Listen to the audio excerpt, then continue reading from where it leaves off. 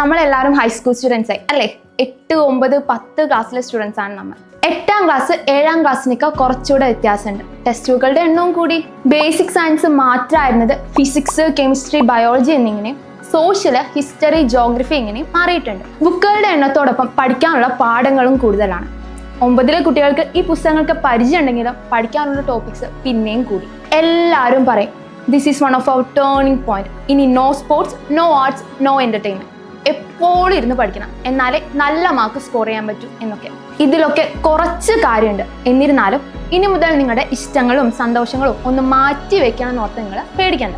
ഇനി അവയോടൊപ്പം പഠിക്കാം. നിങ്ങളുടെ കൂടെ ഞങ്ങളും ഉണ്ട്. ഷാഡോ ബ്രോഡ്കാസ്റ്റ് ഫ്രീ എഡ്യൂക്കേഷൻ ക്ലാസ്സുകളിലൂടെ പാഠപുസ്തകങ്ങളും പ്രീവിയസ് ഇയർ ക്വസ്റ്റ്യൻസും എക്സ്ട്രാ ക്വസ്റ്റ്യൻസും എല്ലാം ചേർന്ന ക്ലാസ്സുകൾ ഷാഡോയിലൂടെ നിങ്ങളിലേക്ക് എത്തുന്നു, തികച്ചും സൗജന്യമായി.